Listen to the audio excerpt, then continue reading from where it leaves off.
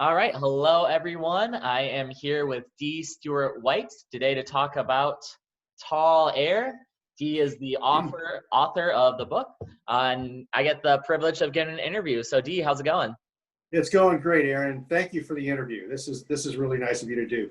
Awesome. Yeah, no, it's my Yeah. pleasure. Love to get to hear it. So, I like to keep things pretty brief. So let's get right into it and give us a little bit of your background. Well, this is my first novel, my first fictional work. I've been writing for business publications for a pretty long time.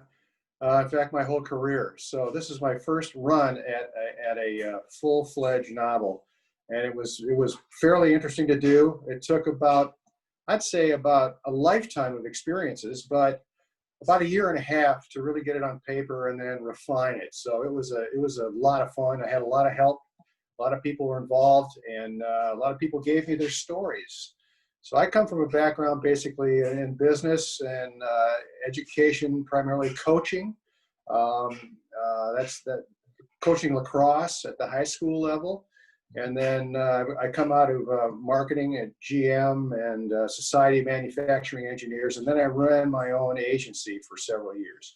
So I've had some good experiences that helped out in writing this book. In fact, they're all reflected in this book. Some of those experiences. Awesome. Yeah. So, yeah, you have a nice background. So, what inspired you to write a novel then? Well, I have a good friend who was going through chemo.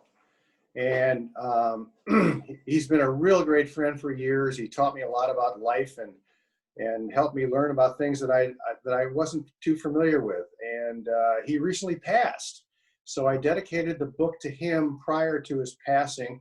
And in fact, he's a major reflection within the book. You'll probably recognize it right off the bat in the prologue, so to speak. And he's a great guy, and I hated to see him go, but that was the impetus. Basically, I've had a lot of friends in flying that I've met, and they relayed stories to me over the years, and I've had some experiences in the air too. So that all kind of added to my ability to create and package this work of fiction, but it might not be. Yeah, fiction, but based on some real life experience from you. Yeah, for sure. Yeah. Wonderful. Well, I am sorry to hear of your friend's passing, but I think this novel is a great tribute to him, and I think it's going to help his legacy live on. Yeah, I think so too. I think another major reason for it is I grew up in the '60s, and I wanted to reflect the tumult of that time. The craziness, completely different than maybe the craziness that we're experiencing right now. But it's a story that's been told by many people, and I thought I had a unique approach, and that's how I approached it. And also, patriotism was a major theme within the book, and I think I used two protagonists to discuss their orientation towards patriotism and how they learned it from their father. And that was a lot of fun because I got to go back on memories that I had in my youth and experiences that other guys had growing up in a Midwestern town, a little north of Detroit. Awesome. It was good. Yeah, because you're here from Michigan, correct? Yeah, essentially spent 11 years in Pasadena growing up, and then we went cross country and came to Detroit and have stayed essentially here ever since. So this is a great town, great town to raise kids, and we thoroughly enjoyed it. That's awesome. No, Yeah. because I know I really appreciate reading it because I read it over by Lake St. Clair Did you? at the Metro Park there. So I got to enjoy it. We had sunny Michigan weather, got to hear the Yeah. waves rolling in, and could really connect with it there too. Oh, that's great. I'm glad you enjoyed it. Yeah, But no, Keith, it's awesome. did you pass it on to anybody? That's the real issue. Yeah, no. So I did make the review and sent out several recommendations for people to read it. Now we're doing the interview to help spread it along, and Christmas Yeah, time is coming up, so time to package that up and get it to some of my buddies. I hope so. Thank you. Thank Yeah, you of for the course. possibility, for sure. Yeah. So with that, something that I really liked in the book was at the start of each chapter, there was a song. So I like to actually listen to the music beforehand to like kind of get me in that right headspace. What gave you the idea and how did you help choose those selections? Well, looking back at my advertising career, the more senses that you can involve in any discussion or any proposition, the greater the likelihood that it'll stick. And I was thinking to myself, well, there was some really fantastic movie that was generated in the 60s, especially 67, 68, and 69. So I went back and did my own little personal review, and I said, well, how do I integrate that into the book? So what I did is I made each chapter, I tried to pick out a song that reflected the theme of each chapter. And then I used that in the title of each chapter, the theme that I selected. And it's a full range. And it even goes back to World War II, Benny Goodman. Now that's the reason for that is that my dad flew, actually the B-29 driver in the book. I don't want to give it away. He he came from that era, and those combat scenes in the book reflected his era. So I tried to pick out music from his time and music that I remember mom and dad playing years ago. So it was fun to do. And you never know, somebody might pick it up as a movie someday. And there you go. They're all set, except for the copyright. No, that'd be awesome. And just so people watching this can get an example. So here's one of the chapters. We have Long, Cool Woman by the Hollies in there. So that's an example of how the chapters look like. Yeah, well, I hope it brings up memories and thoughts and incidences of people and their past. There's a lot of people out there from the 60s, and I hope it also brings out memories of parents' reflections, for kids that read the book. Kind of a sidebar to this whole discussion, I've had a lot of moms call and say, hey, Dave, should my kids read the book? He's in high school. And I said, without question, but first you read it and determine whether it's a PG-13 or whether it's appropriate. And they've passed it along because there's some classic growing up experiences. Teenage years are just absolutely insane sometimes. And I've had moms pass it on to their sons and daughters. That one testimonial came in one day that was just phenomenal. This lady said that she had a real hard time in communicating what her life was like going through high school and growing up. And she said, Dave, you nailed it. I passed it right on to my daughter. And I thought that was really kind of cool for a book that's mainly oriented towards testosterone-filled craziness and combat. I thought that was kind of a fun comment. Yeah, no, that's awesome. And I know just for me personally, I didn't grow up through the 60s, but just the themes in there of, growing up, having friendship, getting into trouble, going through puberty, could definitely relate to, and that sense of patriotism, the friendships and everything. I think that's something that transcends across generations and that, people can pick up today and still relate to. Yeah, good. I'm sure that kids these days are having similar experiences in more of a quiet form. Yeah, right. Nobody talks about it anymore. Of course, the downside of those experiences weren't as drastic as they are today. And those, in my days, you got caught for something, you get slapped on the hand, you go to bed early, or you're grounded. But today it's a different story completely, and I hope some kids realize that. Of course they do. Yeah. Yeah, just with social media and everything, there's like no privacy anymore. So if you get caught doing something, then it's just going to spread out, and you're going to have those consequences. Yeah, I'm curious, as people read the book, what they think about some of those experiences happening today, and what the reaction might be, because there's some classics in there. Oh yeah, definitely. Yeah, again, trying not to get too much away, but the water tower was a good one.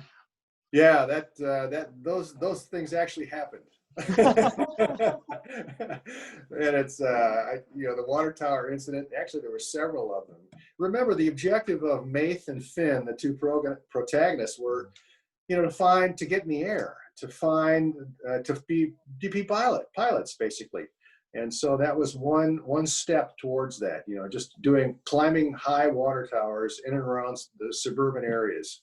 And a lot of fun, pretty scary. That's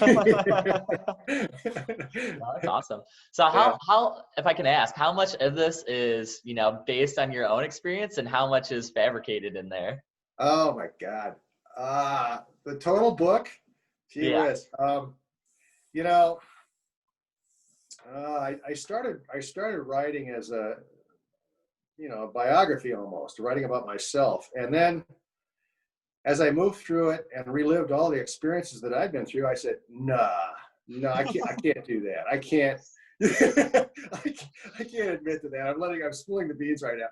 So I got to make this into a novel, and we're going to let it ride just like that. So I don't know anything about those people. Yep. Yeah, but it was a lot of fun. Quite a few, quite frankly. Yeah.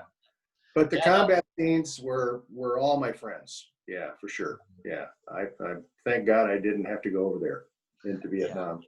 Yeah. So I'm about 60% real. And Annie, who you met prior to the interview, she's in there too. Yeah. Yep. Yep. I would have guessed that. No, that's Well, awesome. So how was the writing process for you? I know it was a lifetime experiences to create this novel, but were you able to connect with old colleagues? Did you reach out to like other sources, or was it just you writing by yourself as you did it? no, I reached out to several folks. In fact, I've got a lot of friends who were in the service and I grew up with, and I asked them to tell me a little bit about, their recollection of of that time period. Mm-hmm. And they gave me their best thoughts, and if they wanted to make a contribution editorially, then I recognized them in the front of the book. I had an experience. I was in a squadron, in a training squadron with a future Blue Angel, the 74, 77 teams, I believe. I might have that wrong. Al Cisneros, his call sign was Taco, and I reached out to him, and he was flabbergasted. I said, you're in there, Taco, and, as a guy named Chavez. Mm-hmm. So I let that out of the bag. Look at that, getting the secrets out. Yeah, he was an impressive, honorable patriot, and he's living down in Texas. Great guy. So that's one incident, and then I can't recall. There's many people, and they're recognized in the front of the book for sure. Awesome. And what's your wife think of the book? Well, she helped out a lot. Yeah, she was my confidant. She was my editor, and she made contributions to the text, which was beautiful. Yeah, it was great. So it seems like you had a really nice group. It wasn't just a solo effort. You had your community, you had friendships, your wife help out, and really just all come together to produce this novel. Yep. There was several people. And they're all over the country. From Minneapolis down to Texas to they're all over, and you'll see them in the front of the book.